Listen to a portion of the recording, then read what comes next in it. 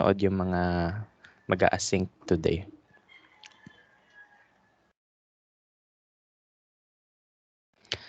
Ayun, before pala we start uli, I would like to remind, ayan, recorded naman tayo. So I would like to remind those who are not yet able to accomplish the exam, yung laboratory outputs, no? So there are students na hindi nakapagpasa ng ilang lab outputs. You can still send them, however, may deduction tayo. Okay? Para magkaroon na kayo ng midterm grade na maayos. And for those na hindi nakapag-take ng exam because of diseases or other valid excuses, ayan. So let us know para mapagbigyan namin kayo. Okay? So email lang. So yan. Let's start with this topic, Chapter 6, Solution, Colloids, and Colligative Properties of Solution. So our target for today is to discuss the first two and next meeting na itong colligative properties. Okay? So this topic falls under the knowledge of mixture. Kailangan alam natin kung ano yung mixture, no? So sa inyong high school chemistry, you know that there are two types of mixture, diba? There is a homogeneous mixture and a heterogeneous mixture. Okay? So ano ba yung mixture? Yung pinaghalo mong particles, na pinaghalo-halo mong particles yan. Homogeneous and heterogeneous ang kanilang mabubuo, no?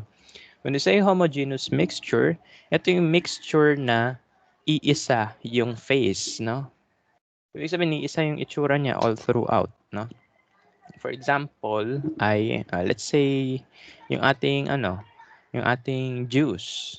Okay? So mapapansin niyo sa juice, no? Ano siya? Homogeneous mixture 'yon, no? Kasi di mo nakikita yung particles, no, directly. So mapapansin mo lang, kunwari iced tea yan, kulay brown lang siya, no? So the juice particles are evenly distributed in the solvent. So yun, homogeneous mixture yan. Okay? And another type is a colloid, no? Okay? So actually colloid is the borderline between the two. Okay? Pero nilagay niya dito sa homogeneous. So, ano yung example ng colloid? Yung gatas, di ba? Hindi mo naman pag-ihiwa-hiwala yung particles ng gatas, di ba? Titigan mo yung yung bare brand na liquid, di ba? Pag tinignan mo yon sa glass, even yung distribution ng particles, no? Okay? Although bigger yung particles doon, no? Kaya siya naging colloids, no?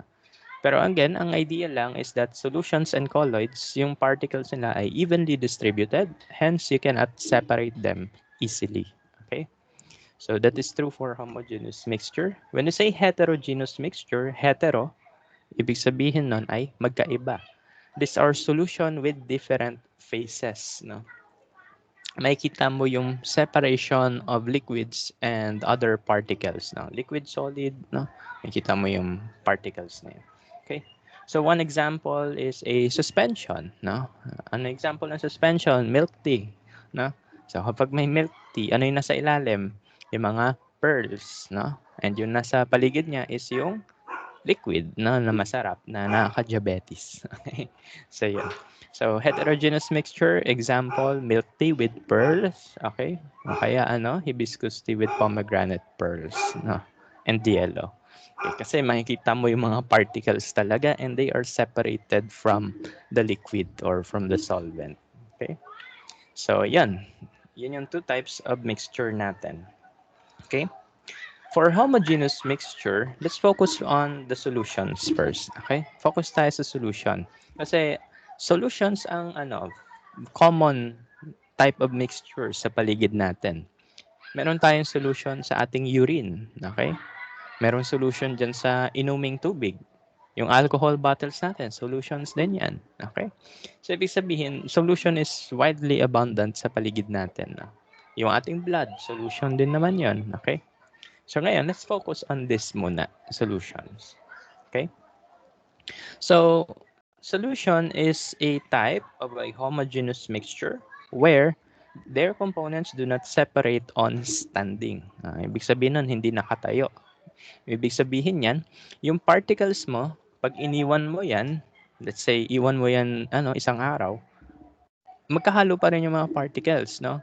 Compare that to suspension, no? For example, let's say tubig, tas may putik, 'di ba? Paghaluin mo 'yon, parang Milo, 'di ba? Pero iiwan mo 'yon after certain minutes, no? Yung putik bababa na siya kasi mas mabigat 'yon kaysa sa liquid, okay? Mas mataas density ng soil kaysa sa liquid. Kaya naghihiwalay 'yon, 'di ba? Kapag baha, ganun eh. Okay? Pero pag solution, the particles are fine enough, no? When we say fine, napakaliit ng mga particles, they are fine enough to be unaffected by gravity. Ibig sabihin, hindi na sila naapektuhan ng gravity kasi masyado sila maliit, no? And that's the reason why they are floating around the solution, no? Okay, so naka-float talaga sila. Hindi sila maghihiwalay kasi masyadong maliliit yung particles to be affected by gravity. Okay? That's why ang solution ay homogeneous mixture. Hindi mo siya mapaghihiwalay ng madali. Okay? So most solution are transparent, no? For example, yung tubig mo sa bahay or yung alcohol liquid mo, transparent yan. And sometimes they are colored, no? Okay, so yan. And to separate your solutions, there are some physical and mechanical methods that we use. No? For example, imagine nyo yung dialysis. No? So dialysis is a process wherein the particles in the blood are removed, no? Through the concept of osmotic pressure. No? Didiscuss natin yung next meeting. Okay? So, ano yung purpose ng dialysis ulit? To remove certain particles in your blood. No? Pero kung if you will do it manually, titigan mo yung blood, hindi maaalis yung ilang particles na yun. No? For example, yung urea or yung mga other waste products sa katawan, hindi yun maaalis agad. No? So in order to separate the components of your solution, you have to do some techniques, no? Such as dialysis. No? For example naman, gumagawa ka ng alak sa probinsya. No? You're creating lambanog. No? In order to purify your lambanog, dinidistill nila yon. Ano yung distillation? Distillation is a process wherein you will boil off your liquid to a certain temperature. And pag nag-boil off yon, masaseparate mo yung components. So, kunwari, ethanol burns at 78 degrees Celsius. Ibig sabihin, mauuna mag-boil off yung ethanol kaysa sa tubig. Thus, ang makukuha mo after the distillation ay pure alcohol. Okay?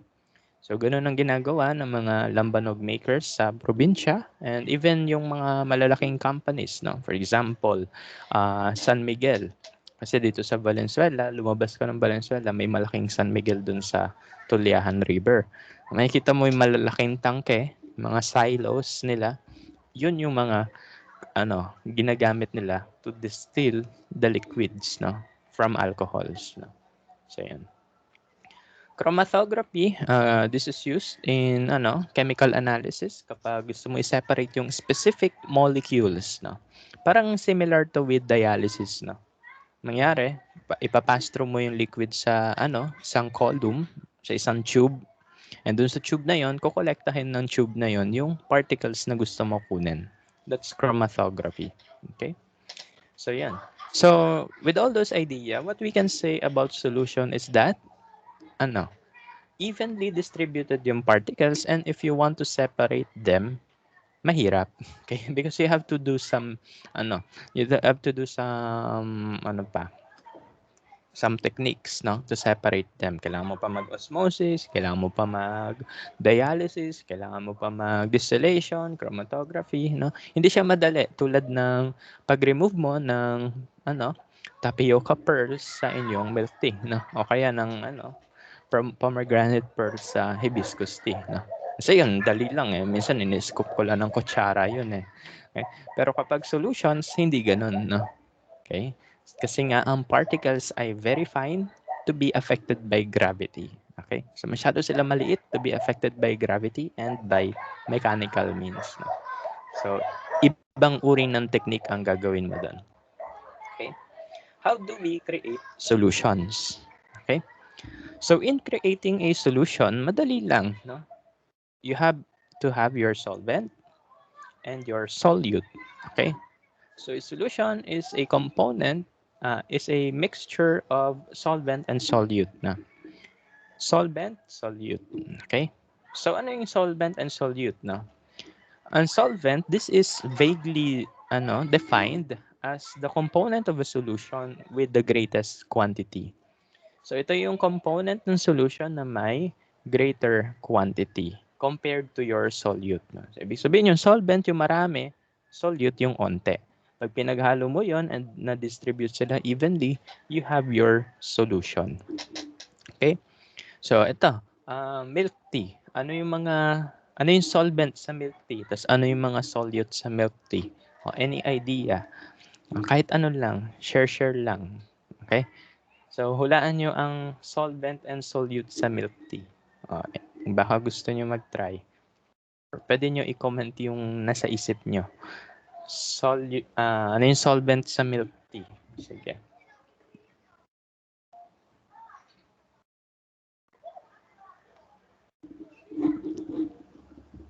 Baka mamaya bumili pa kayong milk tea, ha? Okay? So, ano yung solvent sa milk tea natin? Ang sagot ay tubig. Okay? Water lang yon, di ba? Mapapansin mo, pag ginagawa nila yon, ang daming tubig na nilalagay, no? Tapos, ang solute, ano yung solute doon? E di yung mga pampalasa na, sugar, o kaya yung tea powders, no? And etc. Okay? Yung tea. Okay? Yung basta yung mga powder na nilalagay nila doon, yun yung mga solute na. Gatas. Pwede rin naman gatas. Oo. May milk tea na mas maraming gatas kaysa sa tubig. Meron namang mas maraming tubig kaysa sa gatas. Ako, prefer ko kasi, ang aking instruction parati kapag milk tea, onti lang yung gatas. So, gusto ko mas maraming tubig kaysa sa gatas. Bakit? Kasi sumasakit tiyan ko. Okay? May lactose intolerant, no? Hindi naman lactose intolerant talaga. Maarte lang talaga sikmura ko. Okay? So, ganun. So, pwede rin gatas, no? Okay? Kunwari, kape. Kape. Ano yung solvent doon? Ano yung solute? Kunwari, nagtitraining tayo maging SB barista. Okay? Tapos ito yung lesson natin, no? Ano yung solvent? Ano yung solute sa Starbucks? Solvent, di syempre, tubig. No? Tubig yon. Tapos itong solute, ito yung Nescafe. Okay? May Nescafe sa Starbucks. Basta ganun lang. No? Paghahaluin mo yung solute and solvent to create the solution. Solution yon provided that they are homogeneous. Okay? So mapapansin nyo, always ang solvent ay greater in quantity than your solutes. Okay? So ganun. So sometimes solution are transparent, minsan colored, depende sa trip niya sa buhay. Okay? For example, urine natin, minsan transparent 'yan, 'di ba? Pero may components 'yon. May mga doon, mga urea and other waste products sa katawan. Sometimes colored 'yon, especially kapag nag-multivitamins ka ngayon, no? Gugulat ka, kulay yellow 'yan, no? Kasi may color na nare-release from our multivitamins, no? Especially yung iron, no? Kaya yun yung reason. But minsan may kulay, but minsan wala. Okay? So yan. So here are some examples of solution. We have the salt in water, and ang solution natin hindi lang siya confined sa sa liquids, no? Meron din tayong solution na solid, meron din solution na gas. Okay? So ano example ng solid na solution? Yung homogeneous na solid. Yun yung mga jewelry, mga alloys, mga metals natin. Bronze, for example, that's a combination of copper and zinc. Okay? So solution yon. Baka isipin nyo, ay, hindi siya element. Hindi, kasi pinaghalong metals yun eh. You have the copper and zinc. Pag pinaghalo mo yon, bronze metal. Okay? Solution yon technically. Okay? Yung jewelry din natin, ganon. Mga pinaghalo-halong, crystals. No? Okay? So as long as it appears to be homogeneous, then it is a solution. Bigay tayong example ng gas solution. Hinga kayo. Ayan, yung hininga nyo, yan ay gas mixture. Okay, gas solution yan. Yung hangin sa paligid natin, yan ay composed ng nitrogen, oxygen, argon, and other gases such as methane, no? And carbon dioxide, no? Lahat yan nakahalo sa paligid, no? Pero, pero evenly distributed siya, no? So, hindi mo mapansin na, uy, may oxygen particles, no? Hindi mo sila masa-separate, no? Kasi halo-halo sila evenly. Okay? So, yun. Again, ang concept dito sa slide na to is, ang solution, it is not confined sa liquid lang, no? Merong solid solutions such as metals natin, bronze, or mga alloys, yung mga nilalagay sa ngipin. Okay? And pwede rin siya maging gas. For example, yung air, no? Sa paligid natin. Okay? And in creating solution, it is important for us to understand the concept of solubility. Okay? Kasi sometimes when you add your solute to your solution, when you add your solute to your solvent, wala kang solution na mabubuo, no? Bakit? No? Kasi pwedeng hindi nila nasunod yung solubility rules, no? Okay? Or mababa yung kanyang solubility sa solution. Okay? So ibig sabihin dito ay minsan hindi solution yung nabubuo natin agad-agad, no? Okay? So ibig sabihin pwede tayong maka-form ng heterogeneous mixture depending on the solubility of your substance. Okay? So let's talk about solubility. Solubility refers to the maximum amount of solute that can be dissolved by your solvent. Okay? Ibig sabihin yan, yung ating solvents, may limit yan. No? Pwedeng sa onting kutsara ng solute mo, madidissolve pa yon, pero dagdagan mo pa onte, magiging heterogeneous mixture na yon. Kasi hindi na ma-dissolve. No? Hindi na kaya ng tubig i-dissolve yung solutes mo. Okay? Kasi meron tayong tinatawag sa solution na saturated, supersaturated, no? Solutions, no? Or unsaturated solutions. Okay? So, yun. So, depende sa type ng solution.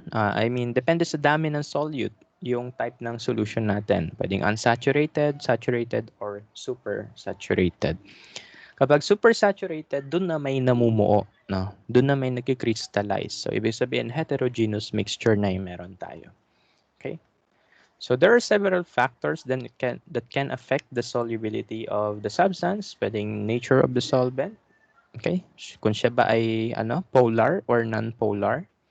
Kung siya ay mataas yung temperature or mababa. And in some cases, yung pressure, no? Okay? So, yun. So, isa-isahin natin yung mga factors that affect the solubility of the solute in our solvent. Una is the temperature, no? Bigyan ko kayo example dito. Kunwari, gagawa kayo ng arnibal, no? Kunwari nakita niyo si Manong Taho, no? Taho talaga tawag sa kanya, no? Yung nagtitinda ng taho, no? Mapapansin niyo sa arnibal, evenly distributed yung particles. Para siyang solution, di ba? Pero try mo gawin to sa bahay. Sa isang basong tubig, maglagay ka ng sandamukal na asukal. What will happen? Heterogeneous magagawa mo kasi yung asukal hindi nahahalo sa tubig kapag sobrang dami na niyan, no? Okay. Pero paano nagawa nila yung arnibal, no? Na homogeneous mixture. Okay, ang ginawa kasi nila to create the arnibal is tinaas nila yung temperature, okay? So mangyari kasi yung tubig limited yung kaya niya i-dissolve na sugar. However, pag itataas mo yung temperature, mas lalo sila magiging soluble. Therefore, makakagawa ka ng arnibal. Okay? So, iinitin mo lang yung iyong liquids para humalo ang solids ng maayos. Okay? So, on this table, you can see here the solubility of different salts. No? And according to this graph, ano mapapansin natin? That increasing the temperature increases the solubility of salts, no? Of solids. Okay? For example, we have the sodium chloride, yung asin. 35.7 grams lang yung kaya nun tunawin sa 0 degrees Celsius. However, initin mo yan onte to 50 degrees Celsius, magiging 37 grams yung kaya niya i-dissolve. Pakuluin mo yung tubig, 39.8 grams yung kaya na niya tunawin. Okay? So the concept here is that for solids, increasing the temperature increases the solubility of solids. Okay? So yun lang. How about gases? Okay. How about gases? Ano yung effect ng temperature sa solubility ng gases? Baliktad. Okay? When you increase the temperature, you are decreasing the solubility of gases. Okay? Siguro ang tataka kayo, may gas ba sa liquid? Yes, no? May gas doon, no? Okay? Kaya nga tayo nakakuha ng oxygen din eh. Other than paghinga, sa tubig din natin na naiinom. May mga dissolved gases doon. Imagine nyo na lang, isda tayo. Paano tayo mabubuhay kung walang oxygen sa tubig? Okay? So, ibig sabihin nun, yung tubig, meron niyang dissolved gases. Okay?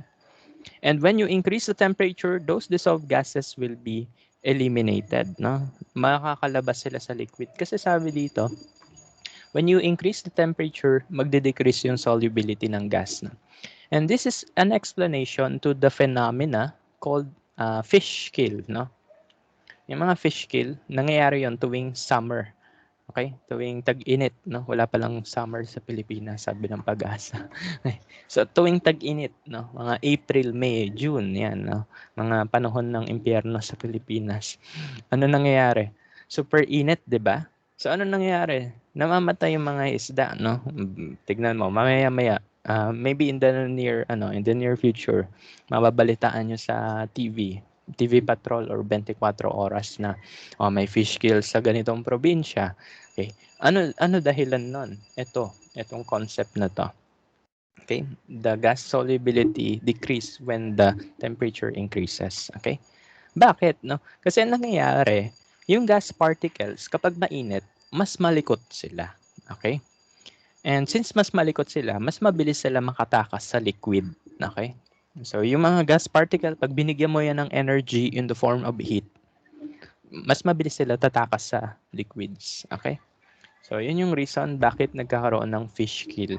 No? Yung oxygen in the water, nawawala. No? Nag-evaporate siya. As a result, only na lang yung oxygen ng mga isda and they will die. Okay? Magkakaroon sila ng hypoxemia. Okay? So, yan. So, yun yung concept dito. And this concept is governed by Henry's law. No? Henry's law is a mathematical law which states that the amount of gas dissolved in liquid in a given temperature is directly proportional to the pressure above the liquid. No? Okay. So, asan dito yung temperature? Pressure na pala tayo. Pero related to sa related to sa temperature kanina. Pressure na pala tayo. Okay. Basta ganun. Yung Henry's law, mapapansin nyo, in a given temperature yung sabi dito. Kasi the Henry's law constant for different gases ay iba-iba at different temperature. The higher the temperature, the lower the Henry's law constant is. Therefore, the solubility of the gas decreases. Okay. So i-relate natin itong soft drinks sa temperature, no.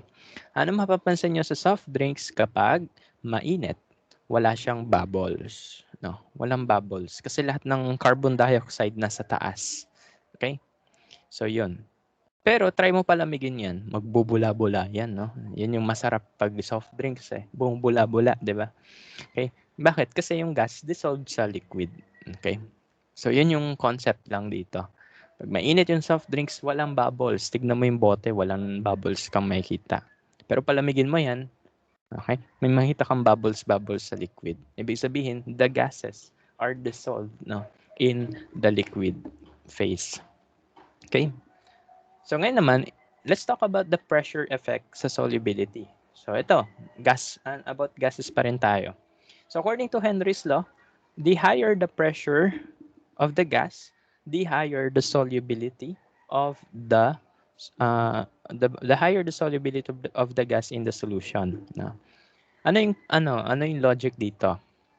Okay, so for example, we have this container. We have this container. Ito yung liquid. Kunwari, soft drinks yan, you have CO2 Pag pinush mo yung CO2 gas sa tubig, ano mangyayari? Eh di papasok siya sa tubig. Okay? Imagine nyo yung pressure as a force, no? That pushes the particles inside the liquid matrix, no? So, ganun yung pressure. Bugahan mo ng CO2, yung tubig, papasok yung CO2 mo sa tubig.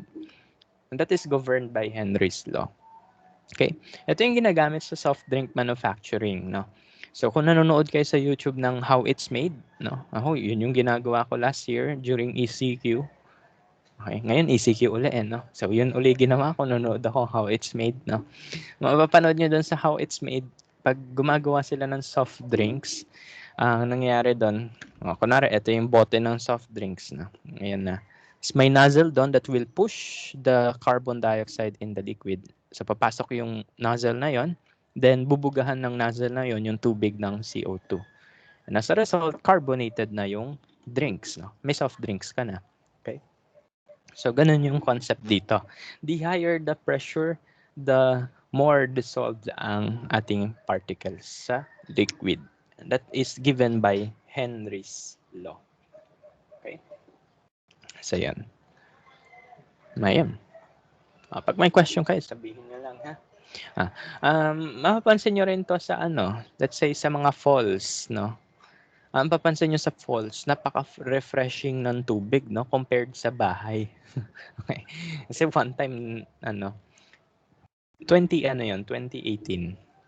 Okay, yung 2018, yun yung last na outing ko eh.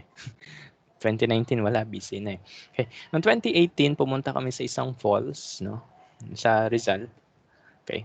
Nag-hiking kami, tapos may nakita kaming falls, no? Nakalusot kami sa sa entrance fee kasi sa likod kami dumaan eh. Okay. So, doon sa na 'yon, sa falls na 'yon, ang refreshing ng tubig, yung feeling mo pag pumasok ka sa tubig, parang bumata ka ng 10 years, no? Okay? Tas kulay blue yung tubig, no? Kaya the reason bakit ganun yung kulay is marami kasing oxygen sa tubig na yun. Okay? Kaya nagkukulay blue siya. Kasi ang molecular oxygen ay kulay blue talaga in nature. Okay? Kaya yung mga oxygen-rich liquids natin ay may pagka-kulay na blue. Minsan green, no? Pero madalas blue. Okay, bakit ganon? Kasi remember yung pressure ng falls, it pushes some of the some of the gases, no, sa baba ng falls inside the water. Yung falls, 'di ba? Siyempre mapupush 'yon, maski tayo, 'di ba, tatamaan tayo nun sa ulo. Yung gas particles din sa paligid, mapupush niya inside the inside the water, no. Kaya ganun, mataas yung oxygen levels sa mga falls, no. Kaya napaka-refreshing ng experience parate pag nasa falls. Okay? At saka malamig pa, 'di ba? Okay. Unlike kapag tubig lang dito sa tubig lang ng Nawasa, okay? Tubig lang ng Maynilad, wala, boring lang siya. Okay? So 'yan. So another effect of gas solubility is thermal pollution. So ito na nga yung sinasabi ko sa inyo. Yung fish kill, no, na nangyayari. So kapag umiinit ang ating dagat, so yan, mag-evaporate yung oxygen na nakadissolve sa liquids. And as a result, since onti na lang yung oxygen dito sa liquid, mamamatay yung mga isda, no. And this is one of the greatest threats of the increasing global temperature, no. Ang problem kasi doon is hindi nila na-prioritize na itong mga bagay na to, no. Ito ay isang malaking threat, no. Not only sa isda kundi sa atin din, no. Kasi we live, no, with isda, no. Hindi lang tayo nabubuhay sa tinapay, no. May isda din na kailangan, may ulam din tayong kailangan, literal na ulam ang kailangan. So imagine niyo na lang kapag yung mga isda sa ating lake, let's say Laguna Lake, nagsimatayan, nakakainin natin, 'di ba? So, yun yung malaking threat ng global warming, no. Other than the rising sea water, no. Yun din yung yung mamamatay yung mga isda kasi masyadong mainit sa dagat. Nawawalan sila ng oxygen, therefore they are literally suffocated, no. Mamamatay sila. Okay? So, yan. Unless we address the issues of global warming, wala, mamamatay sila. Okay? Okay? So kailangan natin na i-address yung global warming, no, issues, no. Okay, so syempre tayo as individuals, mababa lang yung contribution natin sa global warming. Ang may malalang contribution ay yung mga companies. So we must pursue um, legislations that will punish the companies when they destroy the environment dapat. No? Ang nangyayari kasi sa atin napapasa yung sisi, di ba? Kunwari, mag-straw ka, ikaw pa sisisihin, sila ngayon nagbigay ng straw sa atin, di ba? So, yan. So, kailangan maging active tayo, no? Maging aware tayo na pag pinapasa na sa atin yung blame, may mali na doon, no? Kasi tayo ay nagbabayad lang ng service, no? Sila yung driving force. Bakit nangyayari yung mga ganitong bagay sa paligid, okay? So, yun. Pero of course, we should be responsible as well, no? Maging responsible people pa rin tayo. Kasi again, hindi lang naman tayo nabubuhay sa mundo. Uh, Kasama din natin yung mga isda sa dagat, no? Mas marami sila compared sa atin, kaya alagaan natin sila. Okay? So, yan. This is one application of the gas solubility. Kunwari na carbon monoxide poisoning ka, paano mangyayari sir yung carbon dioxide poisoning? Yun yung kunwari nasusunog yung bahay. Okay? Tapos 'di ba, ano napapansin niyo pag nasusunog yung bahay? Yung mga tao doon nagiging unconscious. Okay? Pag hindi sila nakatakas doon, patay sila kasi masusunog sila. Pero suppose natin na nakatakas sila, nahila sila ng firefighter. Okay? So ang problem with burning materials is that they produce carbon monoxide. And carbon monoxide when inhaled, may hilo ka talaga. Magiging unconscious ka talaga. Okay? And it may cause death, no? So, ang ginagawa doon para makarecover faster yung tao is nilalagay siya sa tangke. Okay? So, para siyang tangke, no? Nakahiga ka dyan, then ipapasok ka dito sa chamber na to, which will give you oxygen, no? Kaya ang oxygen therapy tawag dyan. So, itong paligid mo dito is puro oxygen and onting nitrogen, no? So that yung ating oxygen mas magiging dissolved sa blood. And therefore, makaka-recover ka. Okay? So I think sa ibang bansa to, kasi sa Pilipinas, ang ginagawa natin ay dasal. Wala tayong atang ganito sa Pilipinas. No? Kaya mag-ingat ha. Pag may nasusunog na bagay, carbon monoxide, ingatan. So alis tayo kapag may nasusunog na bagay. Okay? So yan. Okay? So yan. Dito niya nilagay. Anyway, so balik ulit tayo sa solutions na. Na-discuss na natin yung mga factors that affect the solubility of gases. Hopefully clear tayo sa explanations. Pag may question, sabihin lang. Okay? So ngayon, balik ulit tayo sa solutions. So sabi ko sa inyo, ang ating solution, we can classify them as unsaturated, saturated, or supersaturated, no? Depending on the solubility of the solutes, no? For example, isang kutsara ng asin, lagay mo sa tubig. Madidissolve yun lahat, no? Pero try mo yung isang buong 1/4 ng asin, ilagay mo sa tubig, hindi agad madidissolve yun. Okay. Bakit? Because of this concept, the saturation concept. Okay. When we add solutes in our solvents, no, nagbabago yung concentration ng solute sa solvent, no? Tumataas yun. Patak-patak ka dyan onte. So, mangyayari from unsaturated, yung ating solution magiging saturated. Okay? Okay? So, kapag unsaturated, meaning neto, yung dami ng solute ay lesser than the maximum amount. Okay? Okay? So, ano yung maximum amount? Yung solubility kanina. Yung pinakita ko na naka-table. Ito. Okay? So, kunwari, naglagay ako ng 1 gram ng asin sa isang basong tubig. Unsaturated yon. Okay? So, unsaturated pa siya. Ibig sabihin, onti lang yung solute sa maximum level na kaya ng solvent. However, pag dinagdagan mo yon, ang mangyayari, yung amount ng solute sa solvent mo, maging equal na yon sa maximum limit. When we reach the maximum limit, tawag natin doon ay saturated solution. Again, saturated solution is a condition where there is a maximum amount of solute dissolved in your solvent. Okay? And when you add additional solute, hindi na siya matutunaw. Kasi tapos na eh, maximum na nga eh. So kapag magdagdag ka pa diyan ng isang patak ng ng asin, hindi na matutunaw 'yon kasi na eh, na-reach mo na yung maximum level mo, 'di ba? Okay? Pero pag nagdagdag ka pa ng nagdagdag, ang mangyayari doon, supersaturated solution meron tayo. And sa supersaturated solution, nabubuo ang crystals. No? Dito nagkakaroon ng crystal. Okay? So, I don't know if kasama to sa inyong ang quiz nyo kasi dito ay may experiment din, no? Okay? So, ibig sabihin, no, matagal yung deadline ng quiz na yun. Kasi may experiment siya. Okay?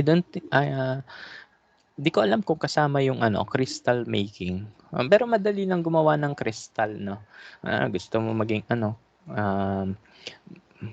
kunwari gusto mo maging si Thanos, maraming crystal, pwede ka gumawa nun sa bahay, no? Ang gawin mo lang, ilagay mo lang, let's say, yung asin sa tubig, damihan mo yung asin sa tubig, tapos i-boil off mo para tumaas yung solubility, then palamigin mo.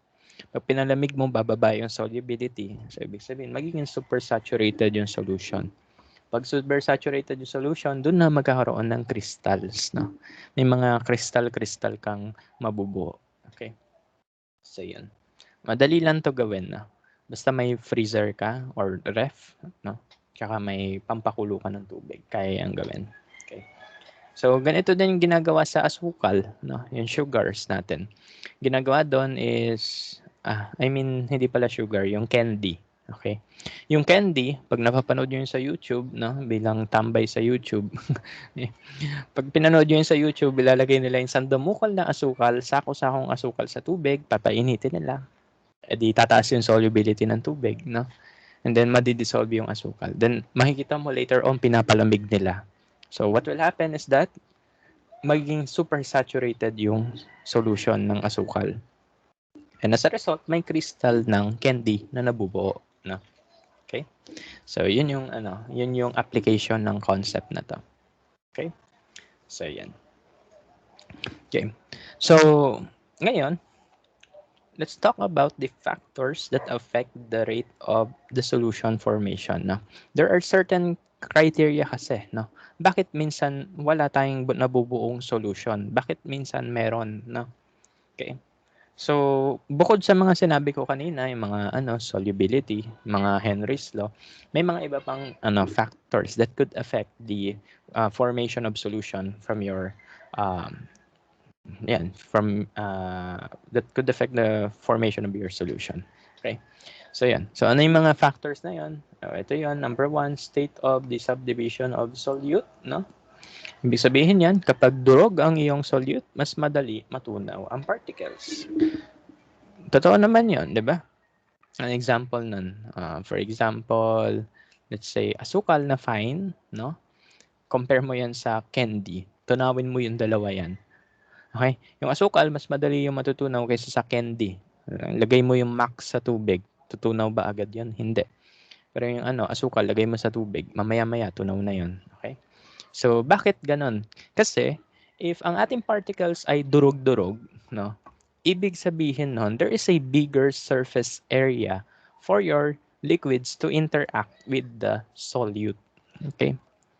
Bigger surface area kapag mas maliit yung particle. Inverse yung relationship na yun. Okay? Bigger surface area, smaller particle size. Okay? Kapag dinurog mo yung particles, mas malaki ang surface area niya. And as a result, yung tubig, mas madali siya tutunawin. Okay? So, yun lang yung concept dito. Isip pa tayo.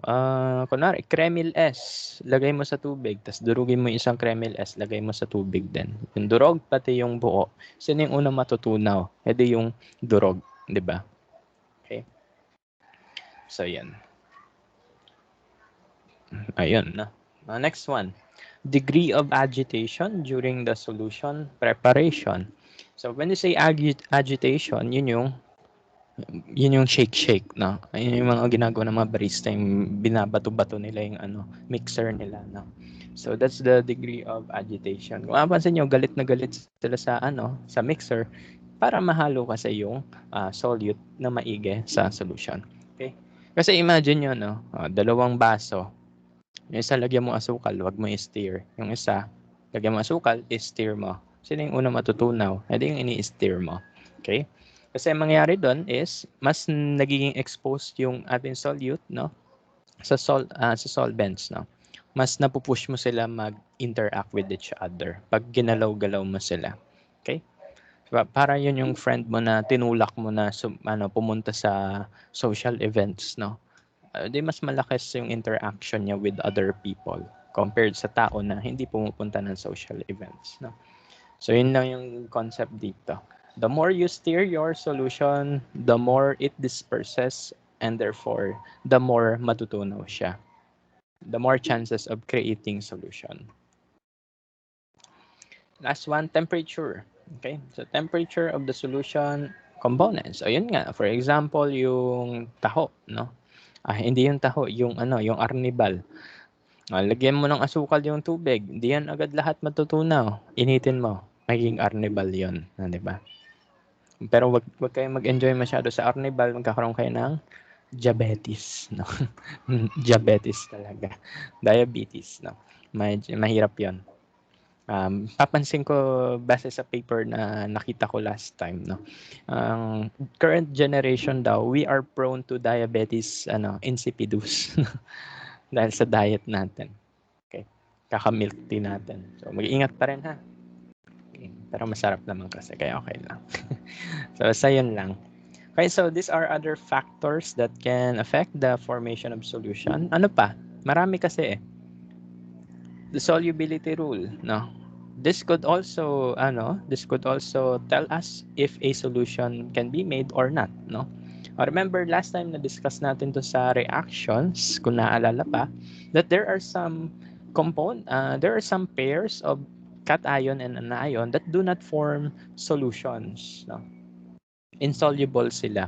Therefore, hindi 'yon solution. 'Yun ay precipitates, no?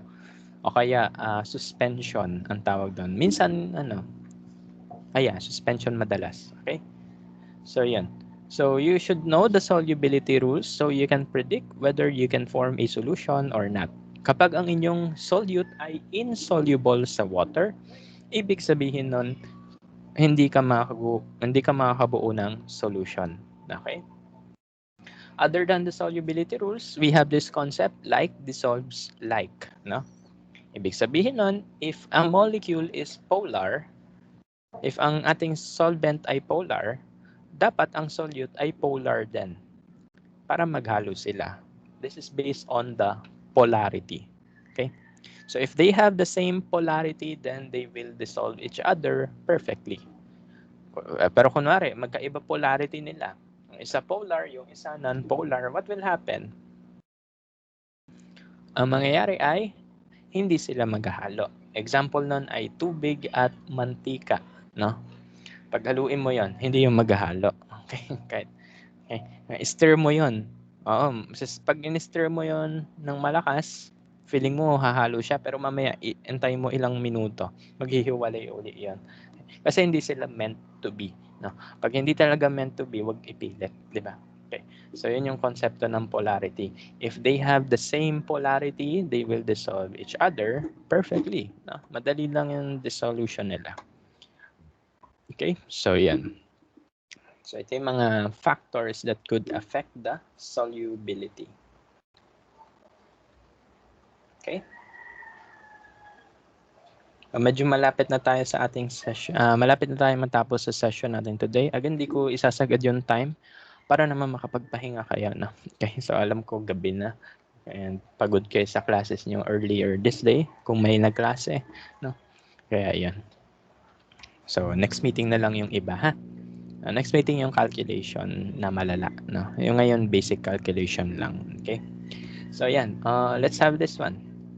Solubility rules exercise. Predict the solubility of the following solutes in the solvent indicated.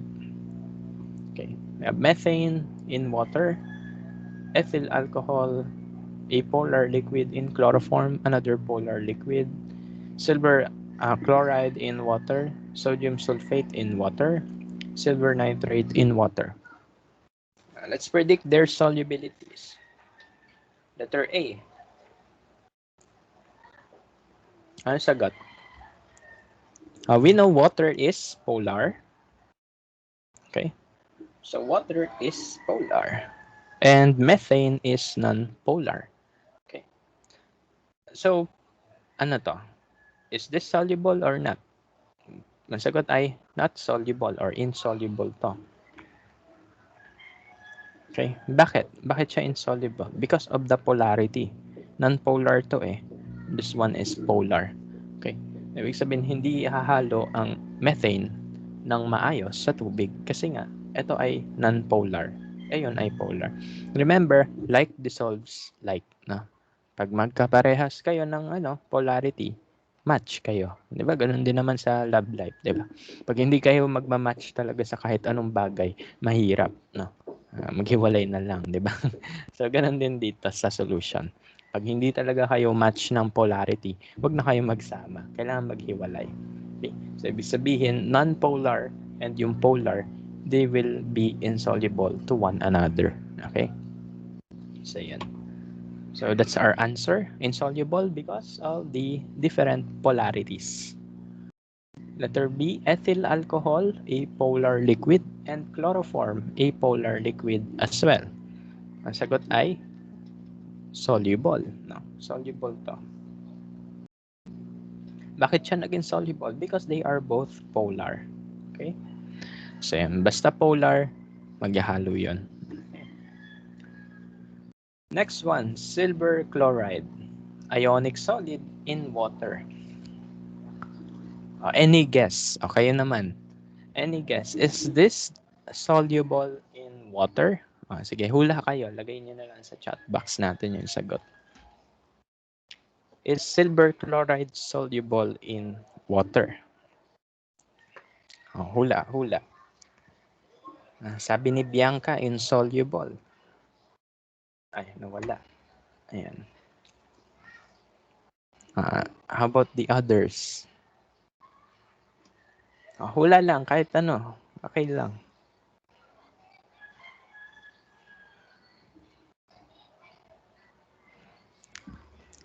Sabi ni Micaela, insoluble din. Sabi ni Samuel, insoluble din. So, ibig sabihin, ang sagot din ni Hannah ay insoluble na. Okay? Sagot ay, insoluble. Bakit? Bakit? Sige, bakit? Bakit? Sige, sabihin niyo sa akin, bakit? Bakit siya naging insoluble? Tama naman eh.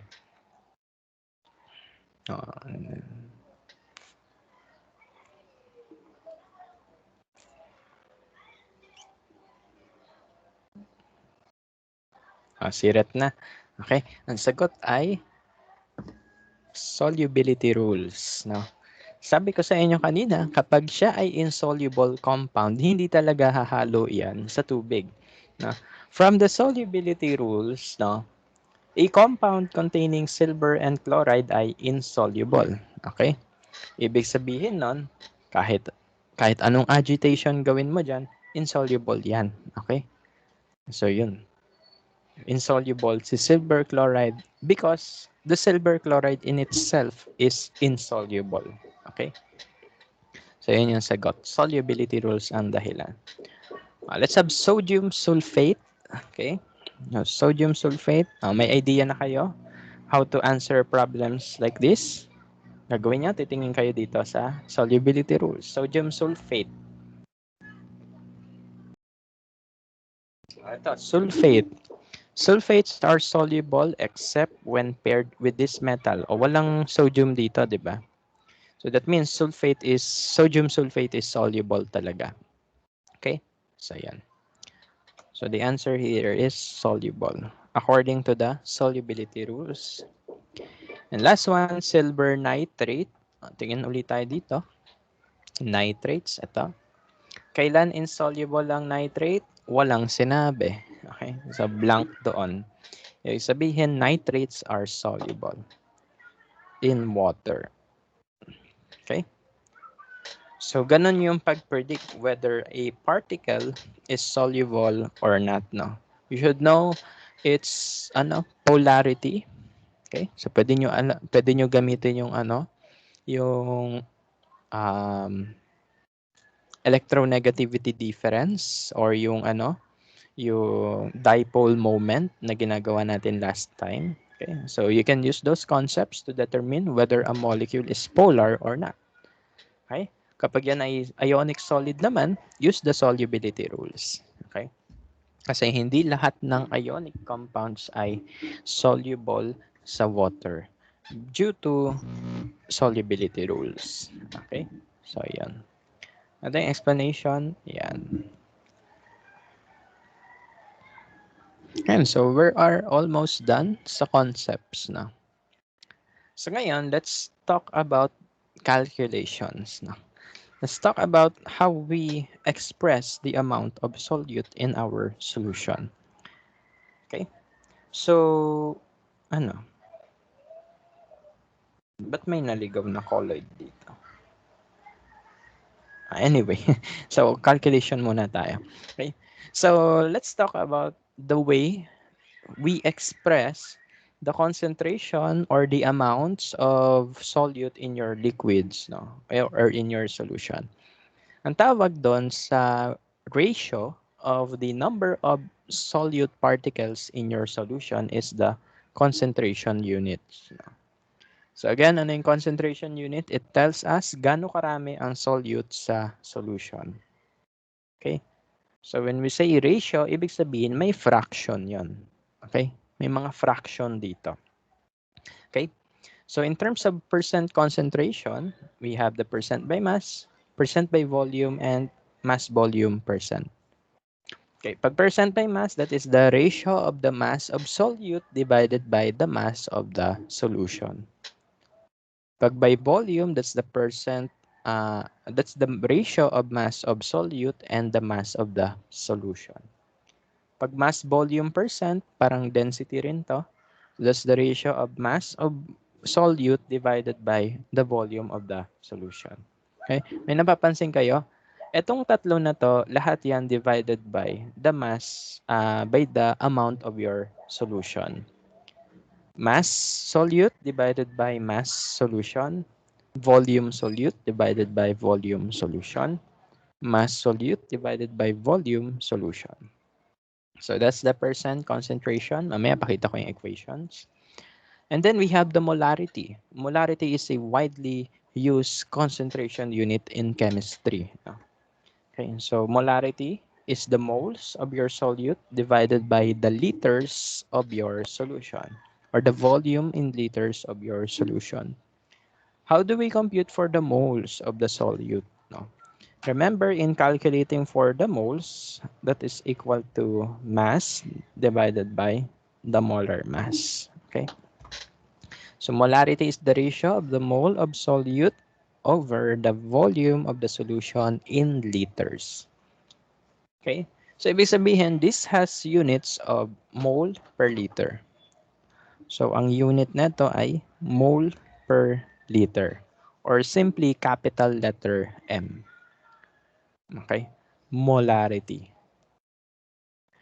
The counterpart of molarity is molality. Nakakabulol, di ba? Molality. So ito, capital letter M, molarity. Ang molality, small letter m. Okay? And the equation is different. Ang equation ng capital M ay iba sa equation ng small letter m. Bakit? Sa capital letter M, that's mole solute divided by liters of solution. Pag molality, that's mole solute divided by the mass of your solvent. Okay? Take note. Solvent, ito. Okay? So of all the concentration units, only molality has a denominator that is solvent based, no? So ito mass solution, volume solution, volume solution, volume solution. Pagdating sa molality, solvent yung i-divide mo. Okay? So yan ha. Be careful Pag nakakita kayo ng capital M, molarity yon. Solution yung nasa baba, volume solution. Pag nakakita kayo ng small letter m, that's molality. Ang nasa baba ay kilograms of the solvent. Kilogram. Okay? So, ano unit nito? So, that's mole divided by kilogram. You may ask, no, saan ba ito ginagamit, sir? Ba't ang daming ganyan, no? So, ginagamit ito sa chemistry, number 1, in order to quantify the amount of matter. Okay? So, for example, gagawa tayo ng urinalysis, no? Kunwari, medtech tayo. Pag urinalysis, yan, ina-express natin yung amounts ng particles sa ihi with this concentration units, no? Okay? Kunwari, blood chemistry, ganun din. In terms of molarity or millimolars of the solutes in the blood, no? Itong molality naman, ito ay ginagamit naming mga chemists at mga chem-eng, no?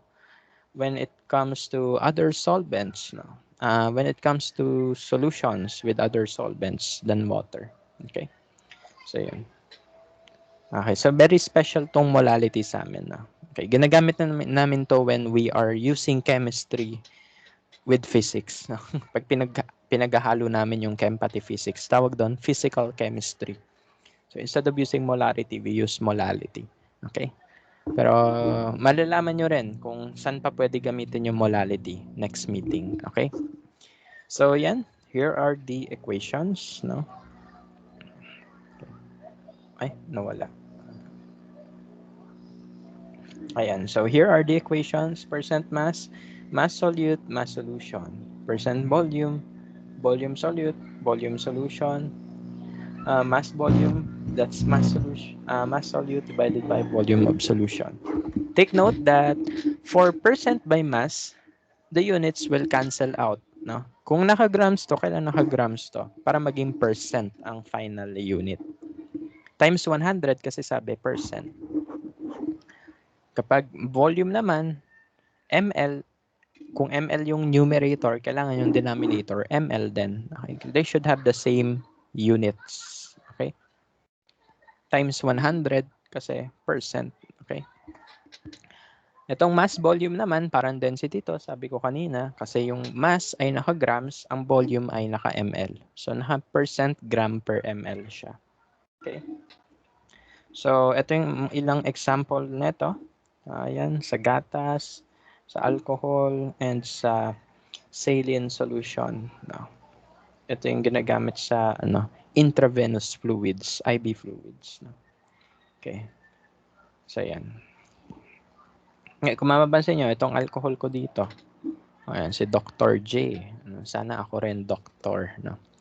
Pag nag-PhD na ako, ayan, magiging doctor na ako. So sabi dito sa Dr. J, 70% solution. Ibig sabihin yan, 70% of this liquid is alcohol. Okay? So ganun. So you may ask, no? So ito yung isang question siguro sa isip nyo. Sabihin natin, 70% alcohol. Ibig sabihin nun, sir, 70% yung alcohol, 30% yung water. Ibig sabihin ba nun, yung alcohol na yung aking solvent? Kasi sabi mo kanina, yung greater amount, yun yung solvent. Naisip nyo yun? Siguro kung hindi pa, ngayon naisip nyo na, no? Magtataka kayo. Paano yung alcohol? No? Kasi 70%, meron pa nga 90% eh. Paano nga ba yun? Okay? Di ba sabi natin kanina, may sinabi akong term, vaguely. Vaguely, ibig sabihin, hindi siya ganun ka-strict, no? It is vaguely defined that for solvents, siya yung greater in quantity. Pero, in chemistry, we have this universal concept that water is always the solvent. Okay?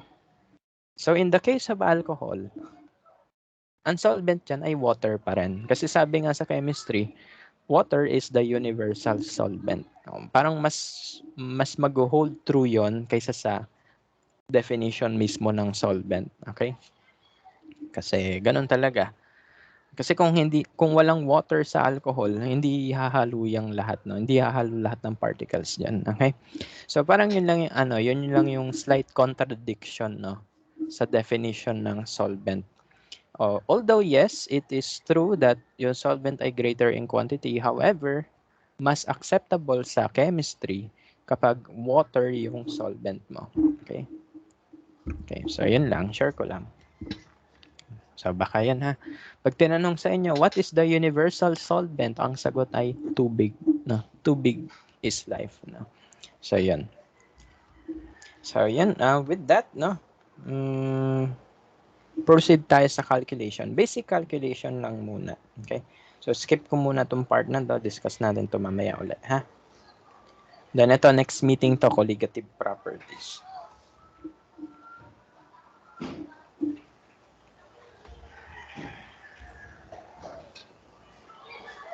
Okay. So, calculation muna tayo that involves the use of concentration units. So, maybe I will give you a copy of this lecture guide. This is the one that I use sa aking classes. Okay. Ito talaga yung ginagamit ko sa class. However, the concept ay same lang. Okay. Sadyang nag-enjoy lang ako sa calculation, kaya sandamukal na calculation yung nilalagay ko parate. Okay. So, yan. So, answer tayo ng ibang problems, ha? Okay. Bibigyan ko kayo copy nito after the class, no? Para may mapag-practicean kayo. And you can also read this, no? Pansin nyo dito sa material na to, merong concentration units na hindi natin sinama sa discussion, such as the mole fraction. Hindi ko na sinama yan. Kasi sabi nila, hindi na daw isasama. Di sige. Okay. So, hindi na natin isasama yung mole fraction. From the word itself, yun yung fraction ng moles. Diba? Pinag-isipan. Yung proof, ito share ko lang, yung proof ay related sa parts per volume or the percent per volume. Ang proof ay 2 times nito ng percent volume. Okay. Kunwari nakita nyo sa alak, no. Kunwari alak ka na, no. Bumili ka ng, let's say, ng Tanduay Ice. Nakikita nyo sa likod 10 proof. 10 proof, no. Pag 10 proof, divide mo yun sa 2.5, edi 5% alcohol yun. Okay? Kunwari, may nakita ka 35 proof, no? Divide mo yun sa 2. Ano nga ba? 17.5, tama ba? Okay. So, kunwari, 35 proof, no? Divide mo yun sa 2, 17.5% alcohol yun. Just divide it by 2. Okay. Bakit ganon? Kasi dati, nung hindi pa nila na-develop tong mga to, proof yung gamit ng mga lumang tao, no? In the 18th and 19th century, proof yung gamit nila. Okay? Instead of the parts per volume. However, because of the unification of units in chemistry, dahil sa SI units, ang percent volume na yung ginagamit. Although for alcoholic beverages, we use proof pa rin. Okay, so the next time na iinom kayo, wag muna ngayon dahil MECQ, bawal pa rin daw, sabi nila. Kahit may nakikita kong merong umiinom. No? So, bawal pa rin ha. Okay, wag tayo lalabag sa batas. So, sabi doon, tignan nyo yung likod ng alcohol niya. No? Tignan nyo yung likod ng alak. No? May makikita kayo nakalagay, proof. No? Okay. So, kunwari, uminom kayo ng, let's say, ano yung kulay green? Yan yung favorite ko kasi German. So, yung kulay green na yon, basta yung product ng Germany na yon, naka-proof yon sa likod Di ko lang maalala kung anong proof yon. Basta you divide that by 2, you will get the percent alcohol. Yung Tanduay Ice, alam ko naka-proof yon Okay. Minsan naka-parts per volume yan. Okay. So, yun lang. Again, yung proof, ginagamit to sa alak. Okay. Share ko lang. Heineken. Ay, alam ma. Ayun, yan. Masarap yan di ba? Kasi pag umiinom ako niyan, parang wa effect, no? Siguro, ganun lang talaga ako kasanay. Hindi, joke. Okay. Pero masarap yan. Basta tignan nyo kapag iinom kayo ng alak, tignan nyo yung likod, nakikita nyo, proof. Isipin nyo, ay, tinuro to ni Sir Jim. Di ba? Okay. So, ganun ha. Kailangan alam nyo kung paano mag-compute ng proof sa percent volume ha. Divide 2 lang kapag proof. Pag kunwari gusto mo percent volume to proof times 2 lang. Kunwari 5% 5% alcohol yung 10 dry ice times 2, 10 proof 'yon. Okay? So ganun lang. So, para mas maging close sa ating puso ang ating inaaral. Kasi familiar tayo sa mga ganung bagay, 'di ba? Ngayon. So, ito naman, these are some concentration units that we did not discuss. The parts per million and the parts per billion. Saan ito nakikita? Sa inuming tubig. No? Tingin kayo sa likod ng water bottle. May nakalagay doon ppm, meaning non parts per million. Okay? Kunwari, calcium, 40 ppm. Ibig sabihin nun, there are 40, merong 40 milligrams of calcium in 1 liter solution. Okay? So yan, ppm and ppb. Bakit? Saan to ginagamit? Sa very dilute solution. Sabihin ng very dilute ay onti yung solute mo na masyado. Kasi kapag ginamit mo yung molarity, masyadong maliit yung number. Kaya ang ginagamit namin pag ganun is the ppm and the ppb. Okay? So this is for trace amounts. No? Ibig sabihin, super onti na solute sa solution. Hindi na natin gagawin yan, ha? Okay. Kasi hindi nila sinama sa PowerPoint, kaya okay lang. Try tayo mag-answer ng ilang problems. There are lots of problems here. Problemahin natin sila lahat. Okay? Pero hindi lahat sasagutan, ha?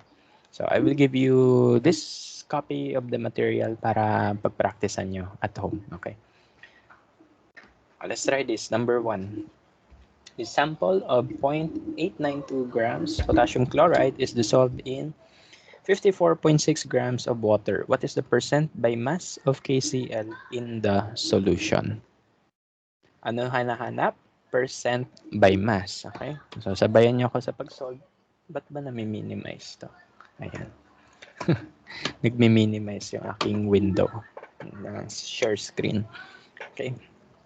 So, hanap percent by mass. So, that's percent mass. Anong formula? Formula ay mass solute divided by mass solution. So again, solution ha. Solution times 100. No, times 100 para maging percent. Okay. Anong mass ng solute? Ano ang mass ng solute? Ito. Dalawang components natin. Meron tayong KCl. Meron tayong water. Ano sabi sa chemistry? Water is the universal solvent. Ibig sabihin, yung KCl yung solute. Siya yung nasa numerator. 892 grams potassium chloride. No? So, siya yung sa numerator kasi siya yung solute. Kasi again, water is the universal solvent. So, yan yung nasa numerator, KCl. How about denominator? Ano yung ilalagay ko sa denominator? Ito ba?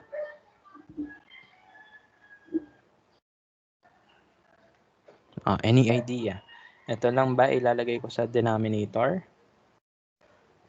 Ang sagot ay add. No? I-add ko sila. Bakit?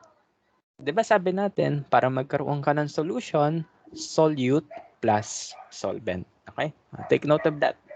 Gawin nating red. Ang mass ng solution ay M solute plus M solvent. Kasi ano ba components ng solution? Di solute, solvent, di ba? Kaya kailangan mo pag-add. Okay. So, ganun ha. Take note. Baka makalimutan. So, ipag-add ko na lang to sa baba. Times 54.6 grams times 100. Okay, as you can see, yung denominator natin naka-grams, yung numerator naka-grams, so all of them will be cancelled out. Naka-cancel out sila. Lagyan ko ng percent yung 100 para percent yung lumabas na final unit. Okay, so divide natin yan. May calculator ako dito eh. Okay. So, download ko tong software na to from Casio, although di ko pa siya binabayaran. May bayad kasi to eh. So, download ko to para sa mga problems na marami tayong calculation na mahirap, mapakita ko yung kung paano siya pindutin sa calculus. Okay, so yan, gawa tayo ng fraction. 0.892, 0.892 divided by 0.892 plus 54.6 gram. Ay, nakalimutan ko yung times 100. So, yan yung ating sagot. 1.61. 2 decimal places na lang. Sayang ballpen. Yung ballpen talaga yung nasayang, no? Yan. So, that's our answer. 1.61% by mass ang potassium chloride solution. Zoom in nyo na lang yung screen nyo kapag maliit, ha? Okay. Ayan, hopefully you arrive with the same answer, okay? Ayan, let's proceed with some other questions. Mamimili lang ako ng question na sasagutan natin, ha? Although, i-upload ko yung sagot sa lahat ng ito. Ba't ko i-upload? Para may reviewer kayo, okay? Sasagutan ko to, pero siguro mga next meeting ko na mabibigay. Or sa weekends, doon ko na nabigay yung mga sagot sa questions dito para may reviewer kayo, ha? Okay. So, mamimili pa ako ng ibang questions.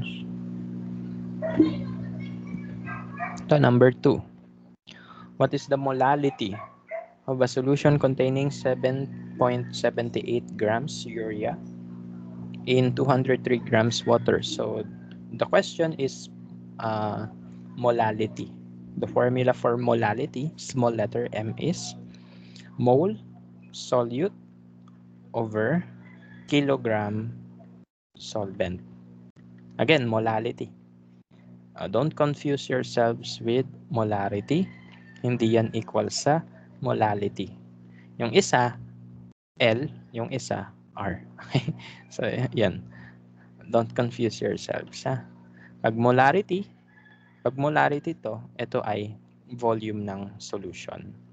Pero kapag molality, yan ay kilogram solvent. Okay?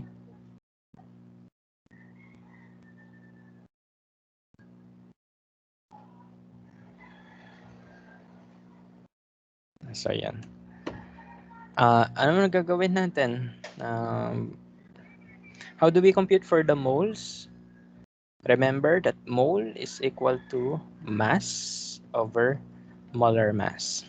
We can plug it here. Okay? So, plug in natin yan sa equation. So, instead of writing moles, pagsasamahin natin sila lahat. So, we will have here mass solute, molar mass solute, kilogram of solvent. Okay? Again, kilogram. Kaya nga nilagay ko kilogram, ha? Okay. So, yan. Plug in. Okay. Urea. 7.78 grams urea. Ano molar mass ng solute ng urea? Google na lang natin. Kung may periodic table kayo with you, edi good. Pero ako, Google ko na lang. Urea molar mass. Sabi dito, 60.06. Okay. 60.06 gram per mole. Okay. Kilogram ng solvent. What's my solvent? Water. Water ang solvent natin. However, this is in grams. Gagawin mo pa yung kilogram. Okay. So, to convert that into grams, gagawin natin ay 203 grams times the conversion factor, 1,000 grams in 1 kilogram. Okay?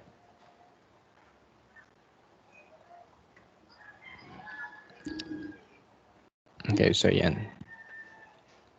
Ano na gagawin? Calcu. Ayan. Minimize ko lang doon, ha? Delete. Gawa tayo ng fraction. Gawa tayo fraction. Okay, so on the numerator, 7.78. Denominator, parenthesis tayo, 60.06 times, actually kahit wala ng ano yan, parenthesis na, 60.06 times, dito ako dito ako gagamit ng fraction. 203 times the conversion factor, 1 kilogram, 1,000 grams. Equal sign. This is the molality.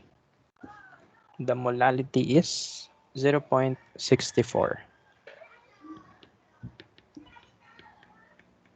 mole per kilogram. Okay. 0.64 pag ni-round off to 2 decimal places. Okay, so the unit for molality is mole per kilogram. Isa pang unit dyan is molal. Molal. Nakakabulol, di ba? Molal. Okay. Pwede natin sabihin yan as 0.64 molal. Di ba? Mabulol na tayo lahat. Ako, as in, until now, nabubulol pa ako dito. Kailan ko to first na-encounter? Third year high school ako noon. Wala pang K-12. And that's, 2013. Diba? Tanda ko na. 2013, ngayon, 2021 na. So, 8 years na nakalipas. Bulol pa rin ako dito sa molal. Okay. So, kung ito ay molal, ano tawag sa molarity?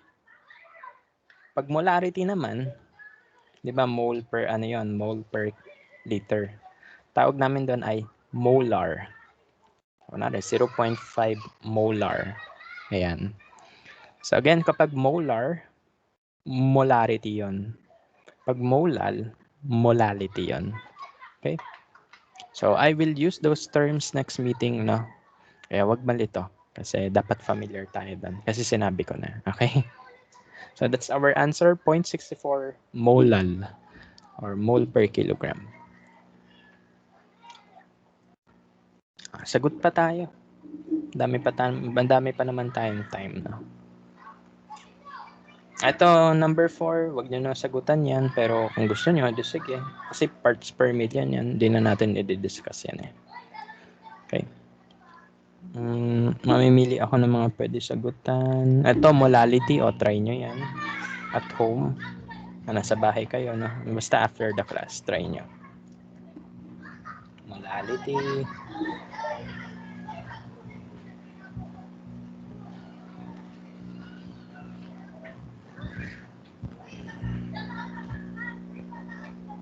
Let's try this tricky problems here. Tricky kasi tricky talaga. Okay. So, try tayo ng mga tricky problems. For example, we have this one. Number 8.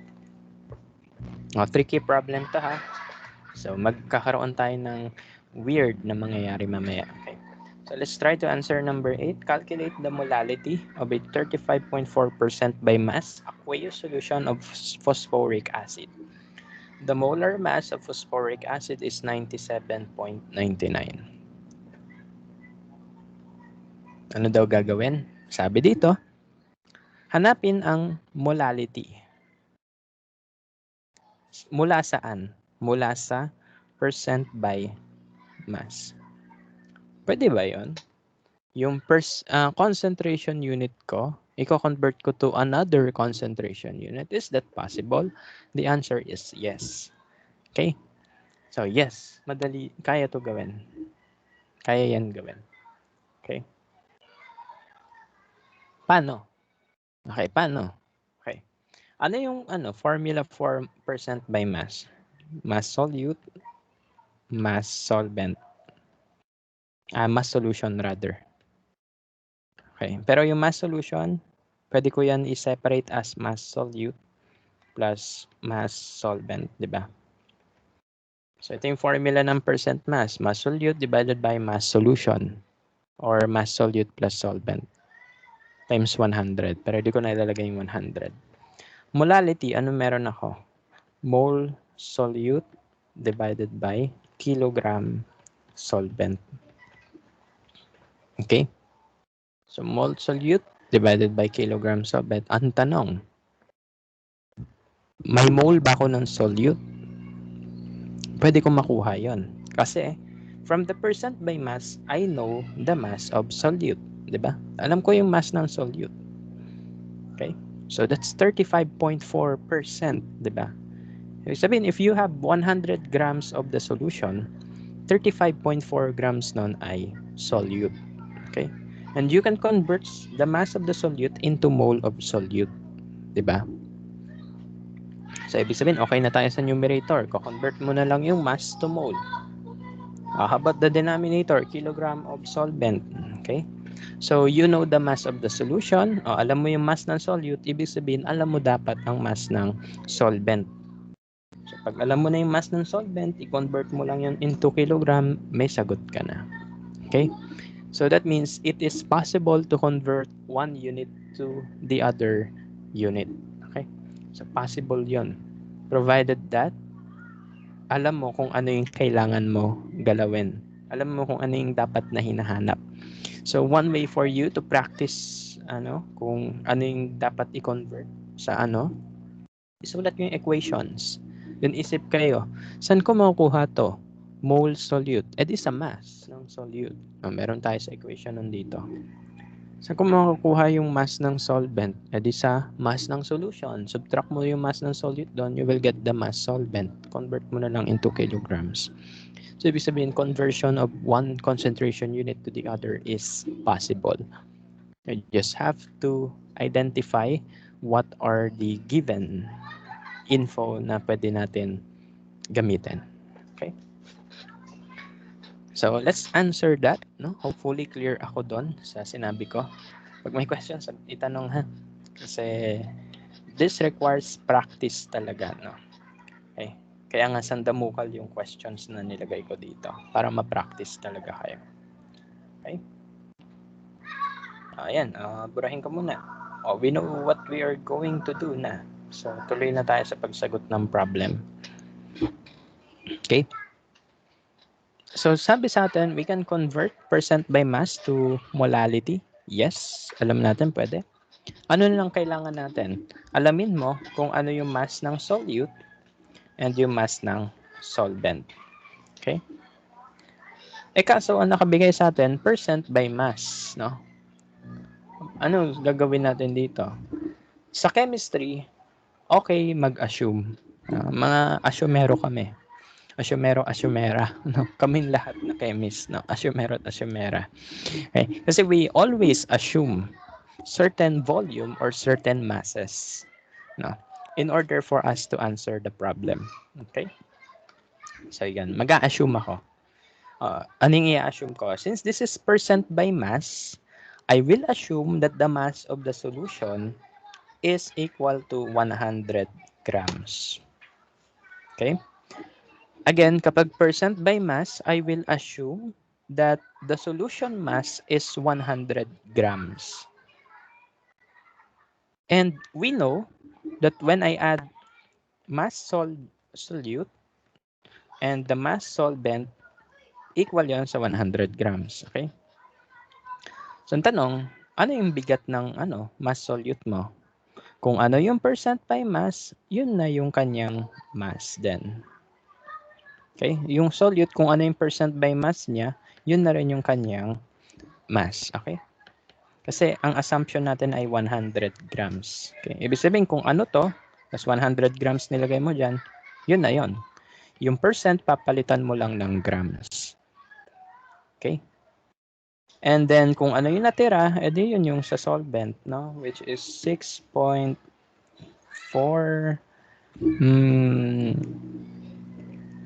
6, tama ba? Yeah, tama ata, no? So, yan yung mass ng solvent ko, 64.6. Kasi pag pinag-add mo yan, 100 grams yan. So, ibig sabihin nun, ang take-away natin sa problem na to is that kapag percent by mass ang hinahanap, pwede na mag-assume na 100 grams yung solution. So that kung ano yung percent mass ng solute, yun na yung mass niya rin. Burahin mo na lang yung percent, gawin mo na lang grams. Okay? So, hopefully clear tayo dun. Pwede po ba, sir, na ibang mass? Kunwari, gusto ko, 35. 35 grams yung mass ng solution. Okay lang. Basta you multiply 35.4% sa 35 grams to get the mass of the solute. The problem with that is pipindot ka pa sa calcu. Unlike kapag 100 grams na yon, automatically, kung ano yan, yun na yung mass niya. Okay? Kaya yun yung ginagawa namin sa chem. Assume kami na 100 grams ang mass ng solution. Okay? So, yan ha. In-emphasize ko siya ng ilang minutes, kaya sana na-gets na. Okay? Pero kapag may question, don't hesitate to ask. Okay? So, yan. Kasi calculation to, it may be hard for others, no? Kaya okay lang yun. Okay. Mas maganda na yung masagot yung tanong kaysa sa forever siya nasa isip niyo. Okay? So, yan yung ating masses. Okay? We obtained this from the assumption that the mass of the solution is 100 grams. So, let me write here 35.4 grams to, 64.6 grams to, and that's equal to 100 grams. Ito yung mass ng solution. Aburahin ko na to. Hopefully clear tayo dun ha. Now, I can now answer molality. Molality is mole of solute divided by kilograms of the solvent. Again, I can express the mole of solute as mass over molar mass, di ba? So, express ko yan dun. So, I can express the mole of the solute as the mass, M na lang. Ang daming letter M, no? Ayun yung ayaw ko sa molality. May small letter M, may small letter M doon. Kaya nilalagay ko kung ano yung M na yon, kung mass ng solute yon. Pag wala ko nilagay na subscript dun sa M, ibig sabihin molality yon. So, that's the mass solute, molar mass solute, times the kilogram solvent. Okay? And then we plug in all our given info. 35.4 grams ang solute, 97.99 grams per mole ang kanyang molar mass. Then ang mass ng ating solvent ay 64.6 grams. Convert that to kilograms. So 1,000 grams, 1 kilogram. Okay? Ganun ha. Cancel yung grams. Cancel yung grams. Mole per kilogram matitira. Okay? So very good. Anong gagawin? O, calcu na. Calcu tayo. Clear. Ayan.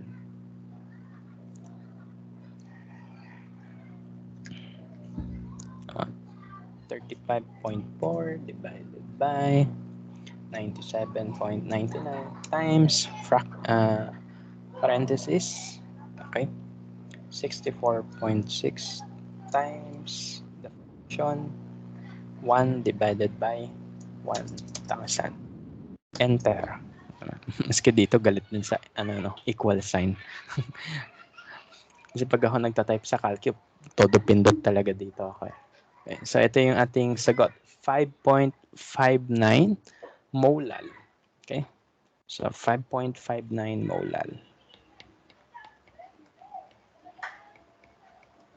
Or 5.59 mole per kilogram. Okay, so that's our answer. Magsasagot pa ako ng ilang items, no? Before I leave everything to you. No?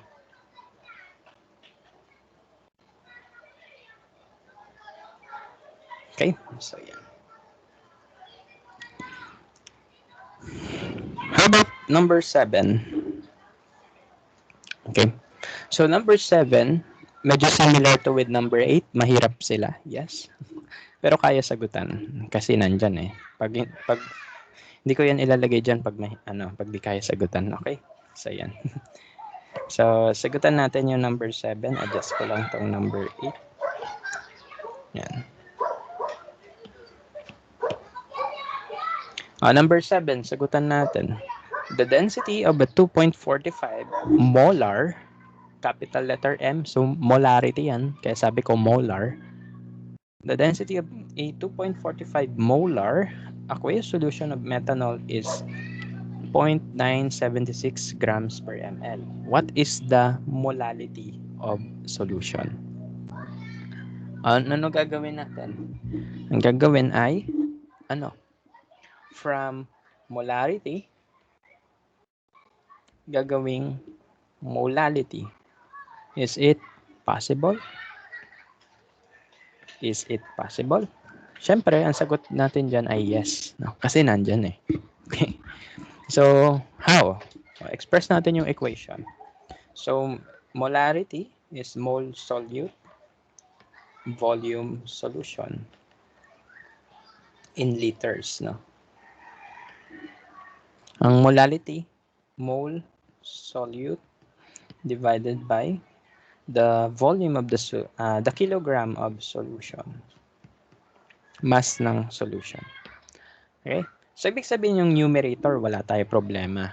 Okay? Kasi parehas yan yung mole ng solute. Kung alam mo yung numerator dito, alam mo dapat numerator sa kabila. Okay? Saan tayo magkakaproblema? Sa denominator. Dito, volume of solution, doon ay kilogram solvent. Problema ba yun? Actually, hindi. No? Kasi we know that the solution is a combination of solute and solvent. Okay?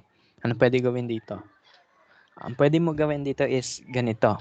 From the volume of your solution, convert it into mass solution. Ko-convert mo yan sa mass ng solution. Wala na akong space. Dito na lang.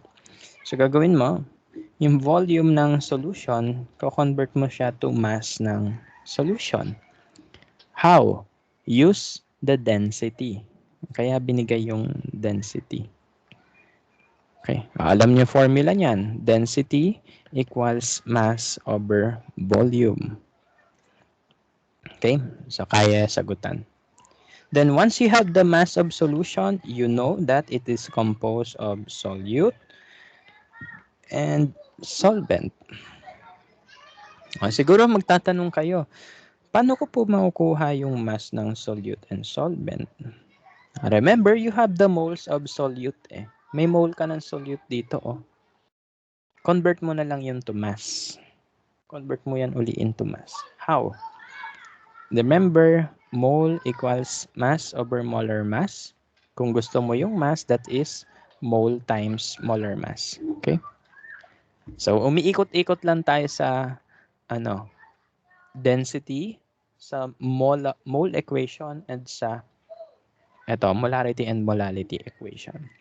Basta marunong kayo magpaikot-ikot ng equation, masasagutan nyo to. Okay?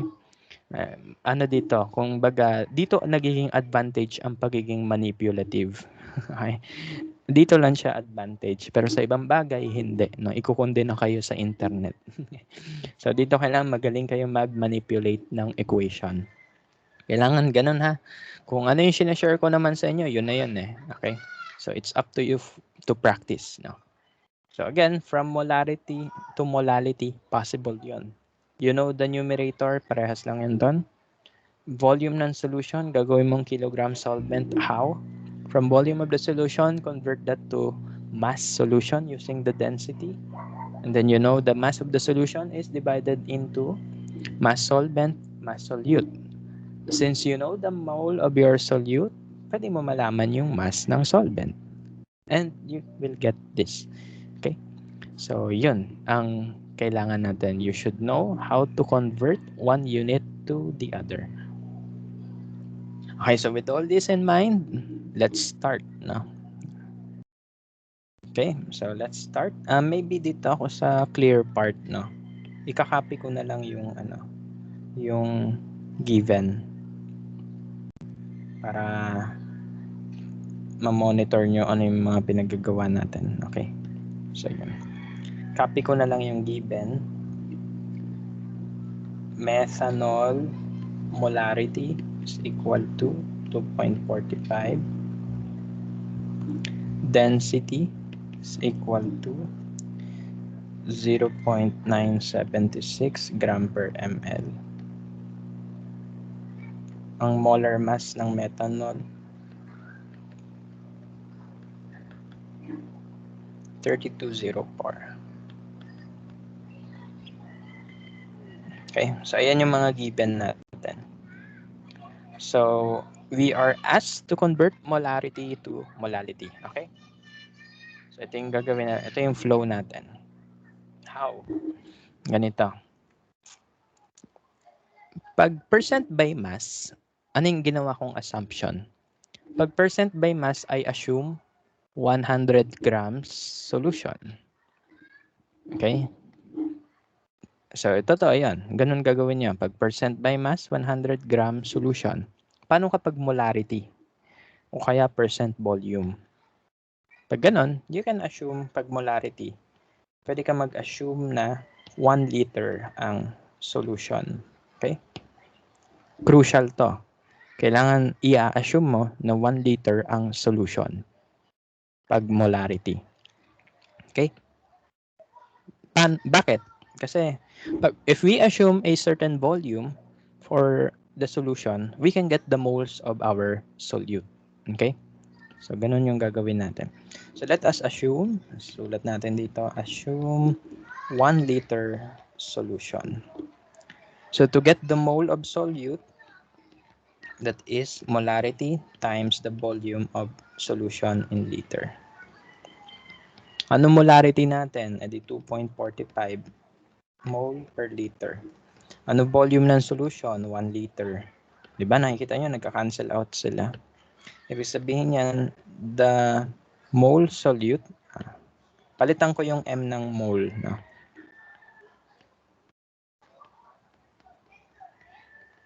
So that means the mole of solute is equal to 2.45 mole.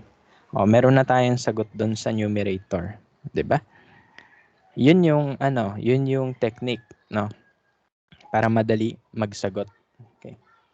Assume, pag molarity, always assume 1 liter solution. Ako na rin, paano kapag baliktad yung case, sir? Kilograms. Molality meron ako.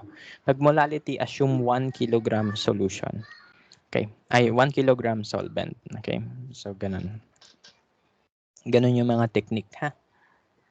Okay. So, yan. So, since we assume 1 liter solution, we obtain that the mole of the solute is 2.45.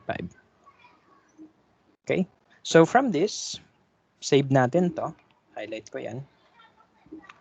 Kunin naman natin yung mass ng solution using the density. Okay? So using the density to get the mass of the solution, D is equals to MB. Mass solution equals density solution times the volume of the solution. To get the mass of the solution, ano yung density? 0.976. 0.976 grams per ml. Times, what is the volume of the solution? We assumed na 1 liter yan. So, 1,000 ml. Okay? Cancel. The mass of the solution is 976 grams. Napapansin nyo yung progress natin? So, we started from nothing. Ngayon, nakukuha na natin yung andito na tayo sa stage na to. Okay? So, ayan. Okay? Zoom in nyo na lang yung screen nyo kapag di masyado makita. Okay? Okay? So, ayan. Ano na next na gagawin natin? From the mass solution, identify the mass solute and the mass solvent. How? You know the mole of the solute, convert that into mass solute. How? Gamitin yung triangle. So, we will use the mole solute times the molar mass. So, we have 2.45 mole times molar mass nito. Sabi sa problem, 3204. Okay, so as you can see, the moles will cancel out, giving us the mass solute. Multiply ko lang gamit tong calculator natin, ha. 2.45 times 3204. Pag ganyan lumabas sa calcio ng pipindutin, SD. No? SD. Okay, so that's 78.498. Kopyahin nyo na lahat ng digits. So, ito yung mass ng ating solute. Okay? Alam ko na yung mass ng solute ko. Malapit na ako. Ano yung mass ng solvent ko? Okay? So, I know ang mass ng solution ay divided into 2. Mass solute, mass solvent. Ano yung mass solute ko? 78.498 grams. Ibig sabihin yung natira, solvent ko yun. Okay, just subtract this from this. You will get this. Okay? Gawin natin yan. So, 976 minus 78.498. Yan. 897.502 grams. So, as you can see, using the density formula, the mole formula, and the molarity and the molality formula, we were able to get the desired quantities, no? Para makuha ang molality. Okay? Galing, di ba? So, you just interchange different equations to get the final answer. Okay? Pwede nyo na screenshot. Kasi magne-next, gagamit ako ng next blank slide. Okay. So, yan. Okay. Ngayon, since I know the mass of the solvent, I know the mole of the solute, I can now solve for the molality. Dito na lang pala. Babox ko na lang. Molality equal mole solute, okay, divided by kilogram solvent. Saan equal yan? Ano mole ng solute? 2.45 mole divided by the kilogram solvent. Nakagram to. Divide by 1,000 na lang. Okay? Divide mo to by 1,000 para maging kilograms. So basically, just move the decimal place. Just move the decimal point 3 places to the left. Okay. So 0.897502 kilogram. Okay, so divide ko lang yan. Gamit uli akong calculator. Divided by 0.897502. The answer is 2.73 molal.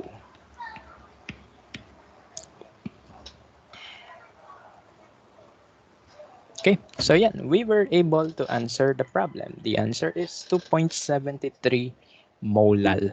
Di ba amazing? Pero nakakapagod. Ang daming ginawa eh. Pero once na masanay na kayo, madali lang to talaga. Okay?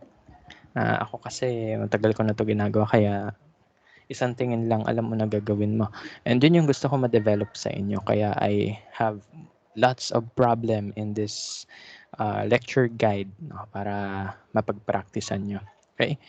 Practice makes perfect. Pero nobody's perfect pa rin. No? Kasi there are times na even ako, to be honest with you, there are times na maski ako parang, ano daw nangyari sa solution? Ganon din ako minsan. And that's okay, no? Kasi we are humans, may limitation din tayo. Kaya minsan sabaw lang talaga tayo, kaya ganun na. Pero again, the more you are exposed to such problems like this, the more you will be faster sa solving. Mas mabilis yung thinking skills natin. Okay? So yan. So those are the three questions na apat ata yung questions na sinagutan ko, no? So yeah, apat yung questions na sinagutan ko. So I want you to answer the remaining items na na-discuss natin. Huwag nyo na isama yung mga ppm, mole fraction, huwag nyo na isama yon. Pag-practicean nyo yung molarity, molality, percent by mass, percent by volume. Meron nun dito. So practice kayo ha. Okay. So basically that's the calculation part na. Yung first part ng calculation. Dali lang na. Yan. So let's continue. Okay. Pagod ako magsalita. Okay. Ngayon na lang uli ako full force ng turo. Okay, so anyway, let's continue. So we are done with the solution. Now let's talk about the others. Now, let's talk about the colloids and the suspension. Okay.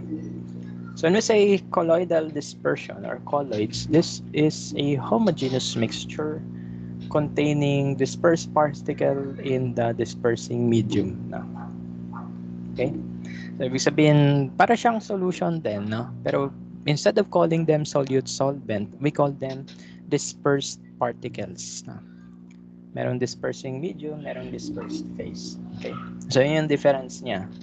Again, ang difference ng solution and sa colloid is, instead of calling them solute solvent, tawag natin sa colloids ay dispersed particles. May dispersed phase and dispersed medium. Okay? So, yan. Bakit nga ba slightly magkaiba sila? Kasi kapag colloid po, yung ating particles, they are slightly bigger, pero hindi pa rin sila affected by gravity.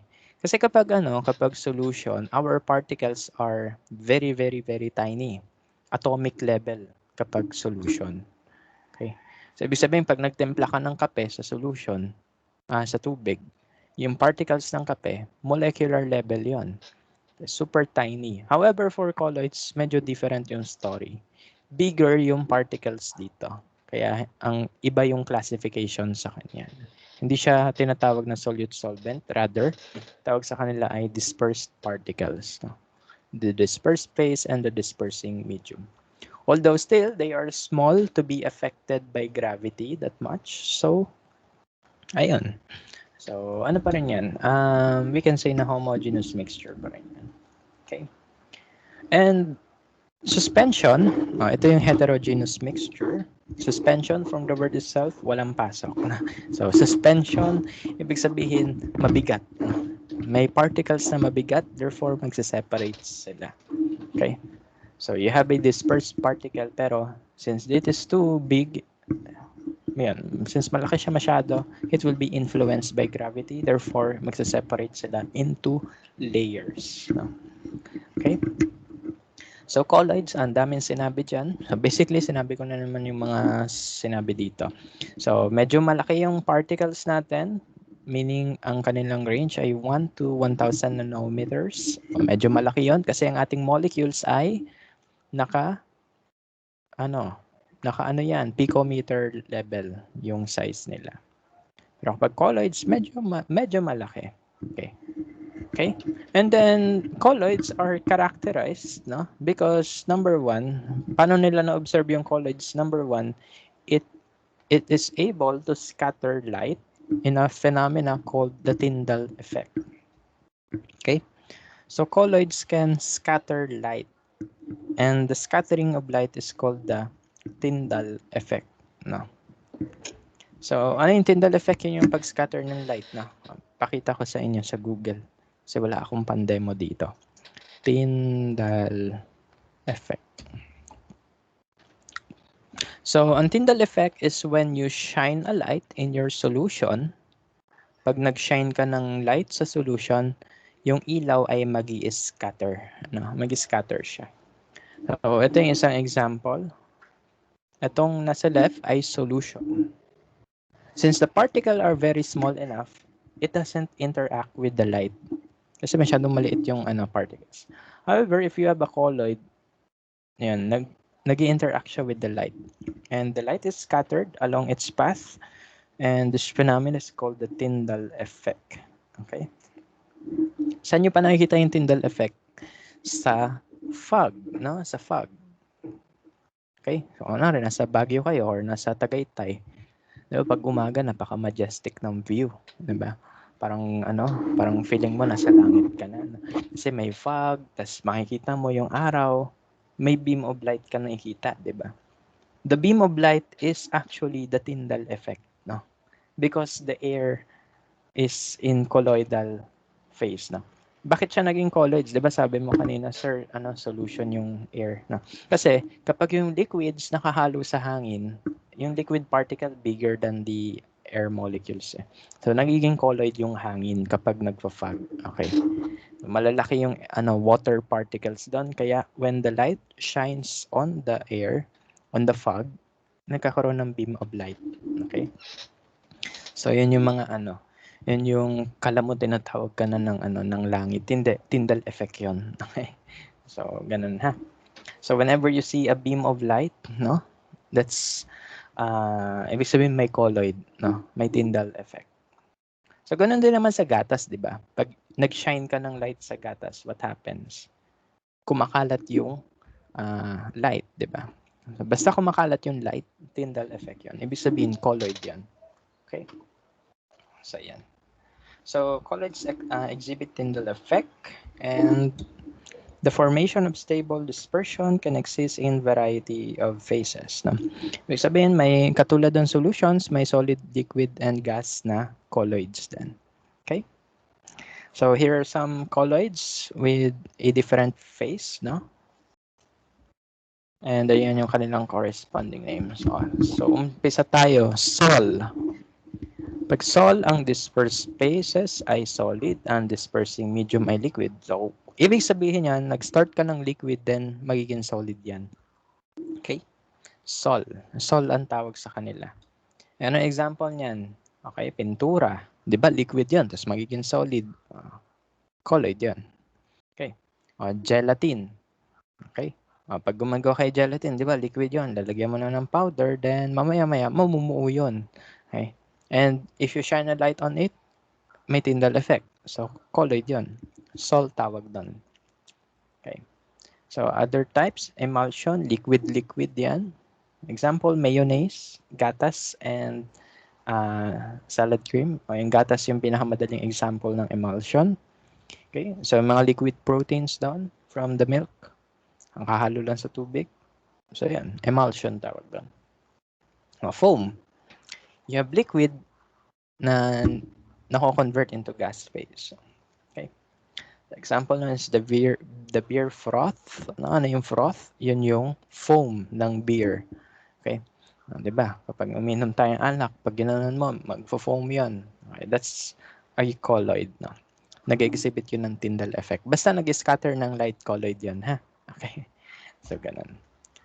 Okay. Soap suds and whipped cream. Okay. Solid sol. Okay. May sol din na solid talaga, no? Okay. So, example nun is the alloys, no? Yung mga alloys, mga amalgam, ayun. So, ano yun? Colloid. Next one, solid emulsion. Okay. So, kung ito liquid, ito naman solid siya. Yung mga solid na dairy products ito, bale. Mapapansin nyo, mostly daily product yung emulsions natin. Okay? Kasi may mga proteins doon. Okay. So kapag solid emulsion, that's butter and cheese. Kapag foam naman, marshmallow o kaya yung I don't know the merang eh. Merang basa dito, di ba? Pero hindi ko alam to. Pwede naman example ng solid foam is yung higaan natin, itong nasa likod ko. Uratex. Okay. So, yan. Yung polyurethane foam. Yan. So, ano yung colloid. Nag-exhibit ba yan ng Tyndall effect? O, tignan nyo. Try nyo ha. Ilawan nyo yung foam nyo. Di ba kumakalat yung ilaw sa gilid ng foam? Tyndall effect yan. Okay. So, hindi nyo akalaing colloid yan, pero colloid yan ha. Marshmallow, foam, yan. Next one, solid aerosol. Ito yung mga solid particles dispersed in the gas phase. No? Ayan, so yan. Example is the smoke, yung usok. Okay, kunwari, nagwalis ka, may alikabok, colloid yun. Di ba? Pag nagwalis ka sa bahay, bigla-bigla makikita mo yung ray of light. Kala mo tinatawag ka na ni Lord, no? Hindi, ano yun? Tyndall effect yun. So, sabi ko nga, basta may Tyndall effect, colloid. Yan. Okay? So, nangyari lang doon yung solid particles humalo sa hangin. Okay? Then we have the liquid aerosol. Example na to is yung mga pabango, yung mga spray, no? Kunwari, Lysol, Glade, no? So, yan. So, yun yung mga liquids dispersed na naka-gas phase. Example, fog, mist, cloud, and spray. Okay? So, yan. Hopefully, clear tayo dun. Okay, so suspension. By the way, kailangan nyo ito kabisaduhin? Hindi. Be familiar lang. So, when I say be familiar lang. Okay? So, yan. Okay, so let's talk about suspensions. Okay, and wala. So, pag sinabi natin suspensions, sabi ko nga kanina, suspension, the particles are big enough to be affected by gravity. Hence, it will settle at the bottom, no? When the solution is allowed to stand, no? Pag hinayaan mo lang maapektuhan ng gravity yung liquid, bababa yung particles kasi masyado na sila malaki. So, gaano kalaki? Greater than 1,000 nanometers. No? That's about 1 micrometer. Medyo malaki yon. Medyo kasing laki na yun ng buhok natin. Ng diameter ng buhok. Okay? So, yan. Okay, so as an example, lump of soil dispersed in water will form a muddy suspension. Then after some time, maghihiwalay yung tubig and yung putik. No? So another example is this tempera. Okay? Kung naabutan nyo to nung kabataan, no? Nung baby pa kayo. Kasi naalala ko, 3 years old ako noon. 2001 yun eh. 3 years old na ako noon. Minom ako ng tempera pag may sakit ako. Yes, naaalala ko yun. No? Okay. So, naalala ko ginagawa doon, di ba powder to, minsan nilalagyan niya ng tubig, tapos iinitin, mainit na tubig, mix, no? Tapos lalagay mo sa ref, no? Over time, yung tempera maghihiwalay yon, naka-suspension kasi. So, anong gagawin mo doon? Imimix mo na lang ulit para humalo yung gamot. Okay? So, yan. Naalala ko tong tempera na to. Ang pangit ng lasa nito. Okay. Pag bata ka, weird yan. Okay? So, yan. So, yan. So, overall, these are the properties that we discussed, no? And ito na yung pinaka-summary ng ginawa natin. So, solution, colloid, and suspension, type of mixture, homo, and hetero. Particles, ito, pag solution, atomic size, mga molecular size. Pero kapag colloidal, medyo malalaki. For example, mga polymers, no? Such as proteins or pwede rin yung polymers talaga. For example, polyurethane. Okay? Or yung mga nasa Uratex foam. Suspension, two big particles now. And they can be observed. No? For example, buhangin. Lagay mo sa tubig. Okay, so yan. Effect of light, pag solution, transparent. Pag colloid, scattering. Kapag suspension, na transparent. No? Okay. So it will block the light. Settling properties, solution, it doesn't settle kasi the particles are too small to be affected by gravity. Pag colloidal dispersion, hindi rin nagsisettle kasi masyado maliit to be affected by gravity. However, for suspension, the particles are big enough to be affected by gravity, hence they settle down. Okay, sana all nagsisettle.